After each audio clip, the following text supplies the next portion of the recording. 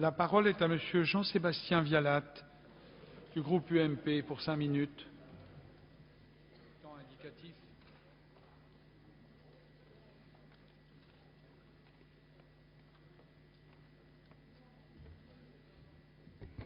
Monsieur le Président, Monsieur le Ministre, mes chers collègues, nous voici à la fin du processus de révision de la loi de bioéthique. Ce projet de loi suscite de grandes attentes de la part de nos concitoyens, comme l'a montré la richesse des débats qui ont contribué à son élaboration. Ces attentes sont bien souvent contradictoires. Les avancées scientifiques fascinent, une véritable gourmandise scientifique s'est emparée de nos contemporains à la faveur d'informations souvent sensationnelles publiées par les médias. Ces progrès rapides provoquent des angoisses, génèrent des craintes, voire des rejets. Une défiance à l'égard des sciences s'installe ici et là. Elle nourrit l'irrationnel. Il s'agit pour nous de faire preuve de pédagogie. Les lois de bioéthique, si liées aux avancées scientifiques, interrogent chacun car elles touchent au vivant, à l'humain, aux structures familiales, aux droits de la personne, à la liberté individuelle, au respect de la vie privée, à l'autonomie de la volonté, aux convictions philosophiques et religieuses de chacun. En outre, les décisions prises concernant l'assistance médicale à la procréation, la mise sur le marché de tests génétiques, l'utilisation de la neuroimagerie et des neurosciences auront un impact direct sur les générations futures.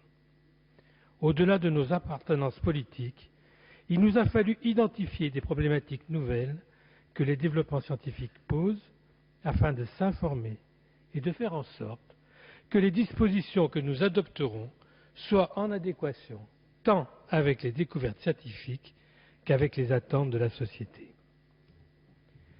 Le projet de loi de bioéthique examiné aujourd'hui a un caractère particulier par rapport à ceux qui l'ont précédé. Il ne comporte plus de clause de révision systématique de la loi. Les principes de respect de la dignité humaine, de la non-marchandisation du vivant, de la gratuité qui ont fondé notre démarche s'en trouvent renforcés. Il y a lieu de s'en réjouir.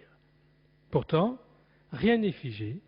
En améliorant le projet de loi initial, on a veillé à renforcer les mécanismes d'évaluation, d'information et de contrôle par les législateurs que nous sommes, qui, à tout moment, peuvent réviser ce texte. Se trouve ainsi élargie les compétences de l'Agence de biomédecine, dont je salue le travail. De même, l'importance des avis du Comité national consultatif d'éthique ont été accrus, et les débats au sein de la commission spéciale ont souligné combien il était important que le Parlement soit régulièrement informé des avancées scientifiques pour évaluer le plus en amont possible leur impact juridique et éthique sur la société. Des procédures d'alerte de l'Office parlementaire ont donc été opportunément prévues. Des avancées importantes ont pu être faites. Elles concernent l'examen des caractéristiques génétiques d'une personne. Ce n'est pas un diagnostic classique. Il touche au patrimoine génétique de toute une parentèle, peut concerner, outre l'intéressé, ses descendants, ses parents, des enfants à naître. Il vaut pour le présent, il vaut pour l'avenir. On est enfin parvenu à résoudre la difficile question de l'information de la parentèle en cas de découverte d'une anomalie génétique grave, susceptible de mesures de prévention ou de soins. Cependant, la protection des données personnelles reste difficile à assurer. La Commission nationale de l'informatique et des libertés s'alarme à juste titre. Les dispositions nouvelles peuvent éviter que les tiers puissent s'en prévaloir, mais est-ce suffisant?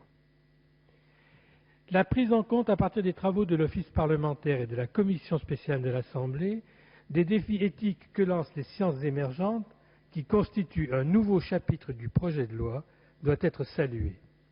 Elle contribue à une prise de conscience des dangers potentiels pour les libertés publiques de la convergence des technologies. La loi de bioéthique de 2004 n'en traitait pas. Or, le développement exponentiel des nanotechnologies, des biotechnologies, fait naître des inquiétudes et surtout le besoin de débattre de l'impact de ces recherches sur une société qui craint de plus en plus les manipulations, les atteintes à la vie privée et à l'autonomie de la volonté. De même, la rapidité avec laquelle les neurosciences conquièrent notre société est déconcertante.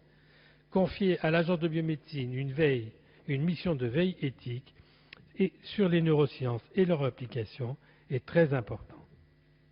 Il y a lieu aussi de se réjouir des avancées du projet de loi qui permettra d'accroître le nombre de donneurs d'organes et de cellules, leur conférant enfin un statut plus protecteur. Il en va de même des mesures législatives préconisées pour accroître le don et surtout la conservation des gamètes, notamment celle des ovocytes, mesure attendue avec impatience par des malades que le traitement rend infertiles. S'agissant de l'assistance médicale à la procréation, son accès reste réservé aux couples médicalement infertiles et je m'en félicite. Je m'en félicite d'autant plus que les couples mariés, pacsés ou concubins sont traités sur un plan d'égalité. Je m'en félicite d'autant plus que le nombre d'ovocytes fécondés est limité et que le texte prévoit expressément la conservation de ces ovocytes. Je regrette cependant que la procréation médicalement assistée ne soit pas autorisée aux femmes célibataires médicalement infertiles. Quant à la recherche sur l'embryon et les cellules souches embryonnaires, pour des raisons idéologiques, ce sujet demeure le lieu de toutes les discordes. Je rappellerai que ceux qui, comme moi, sont favorables au développement de ces recherches ne considèrent pas l'embryon humain comme un matériau biologique sans importance. Il est évidemment une personne humaine potentielle. Notre position part du principe cependant que l'embryon non implanté et qui ne le sera pas faute de projet parental peut faire l'objet de recherches, destin plus noble que sa destruction pure et simple. Après bien des péripéties, on a fini par supprimer le moratoire. Mais on maintient le principe d'interdiction de cette recherche sous le prétexte que cela conduit dans les faits à un encadrement équivalent à une autorisation encadrée. Dans sa rédaction actuelle, le texte ne permettra même pas de soigner l'embryon, car ces soins resteront assimilés à une recherche et l'amélioration de l'assistance médicale à la procréation sera difficile à réaliser. Ce régime juridique, qui se voudrait plus protecteur de l'embryon, semble clairement choisir sa destruction plutôt qu'un don au profit de la recherche. En effet, il est heureux que la Commission se soit efforcée de limiter la production d'embryons surnuméraires, mais il en reste bien assez. Souhaite-t-on, par un texte réducteur, encourager leur destruction en l'absence de projet parental? En réalité, on a pérennisé un système existant, ce qui ne donnera pas de véritables impulsions à ces recherches extrêmement utiles au plan cognitif et dans le futur sur le plan médical. Un système d'autorisation assorti de conditions strictes est largement préférable. Il est clair, il est lisible, il est contraignant pour les scientifiques. C'était la solution préconisée par le Conseil d'État, la plupart des juristes et des scientifiques.